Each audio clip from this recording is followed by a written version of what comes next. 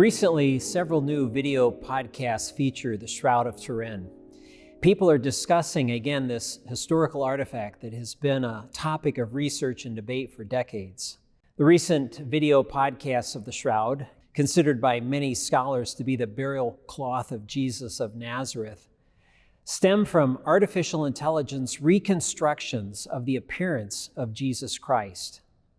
You may ask, but wasn't the Shroud of Turin determined years ago to be a medieval production, an artist's forgery?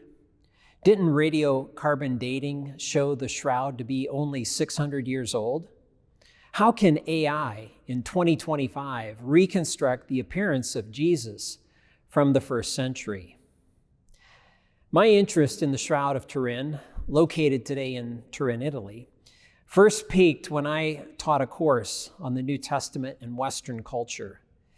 My introduction to the Shroud came from scholars of religious art history who focused on historical portrayals of Jesus of Nazareth. Early depictions of Jesus featured him as a round Roman-faced shepherd boy carrying a sheep on his shoulders, the Good Shepherd. But within a few centuries, he was portrayed as a narrow-faced man with certain unique facial features. Researchers such as Alan Wenger of Duke University examined the Shroud's image and noted several distinguishing facial features in artists' renderings of Jesus. He concluded that the Shroud could not be a medieval product, but a first-century artifact that served as a template for artists later on in history. Distinguishing features of the face of the man of the Shroud include two long strands of hair on the forehead, a short beard, mustache, and narrow face with long hair falling on the shoulders. The nose, lips, shape of the eyes, and a square pattern between the eyebrows were additional features congruent with early artist renderings of Jesus of Nazareth. An example is of the Pantocrator icon of St. Catherine's Monastery in Sinai, Egypt, that dates from the mid-6th century. In this and other icons, the face of Jesus is portrayed with these same distinguishable features. Several scholars hold the view that the Shroud of Turin is not 600 years old, but 2,000 years old. Their scientific examinations placed the Shroud as a first-century artifact, originally from Palestine. The image of the Shroud is of a man who died by crucifixion and was wrapped in a high-quality burial cloth. Included on the Shroud is the image of flowers, those that were native to Jerusalem and bloom between March and April every year. In addition, scholars have discovered that the fibers of the fabric of the Shroud contain pollens native to Palestine. In addition to the image of the crucified man, the Shroud contains human blood stains, which correspond perfectly to the image of the crucified man. Whereas the image of the man is embedded on the surface of the fibers of the cloth, the blood stains soaked through the fibers of the cloth. Some have likened the image of the crucified man to a negative of a photograph or to an X-ray, complete with skeletal bones and teeth. The use of AI technology today to reconstruct the image of the man of the Shroud is based on earlier technologies.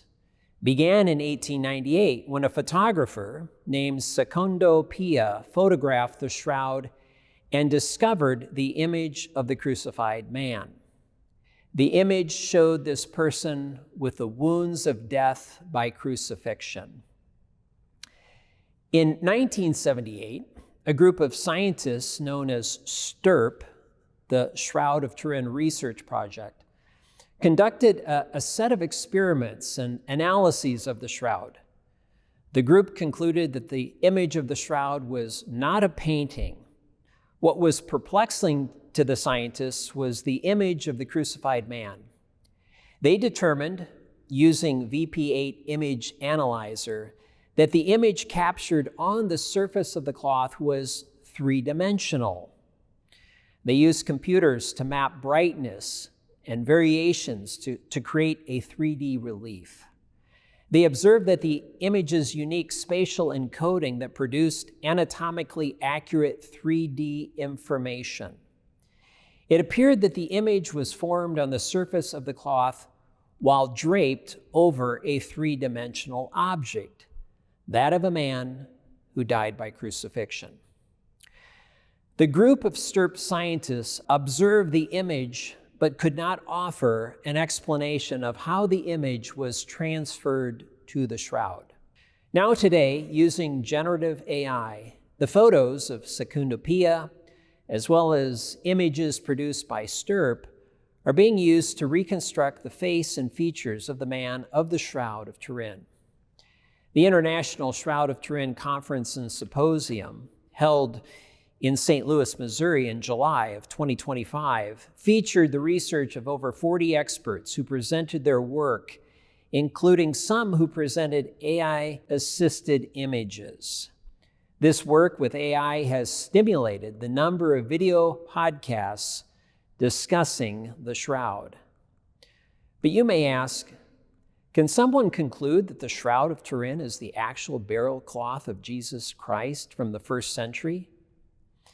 Well, in addition to some of the unique features of the shroud mentioned already, there are historical accounts that speak to the provenance of this artifact. From Jerusalem in the first century, the cloth, known then as the Mandelion, was taken to Edessa, where it was held by King Abgar. Then in the 10th century, it was moved to Constantinople. In the early 13th century, it was taken west, where it appeared and began its record for the first time as the Shroud of Turin, having its home in Turin, Italy. When one takes all of the scientific and historic information into account, the probability that the Shroud of Turin is the respected and protected burial cloth of Jesus Christ is statistically high.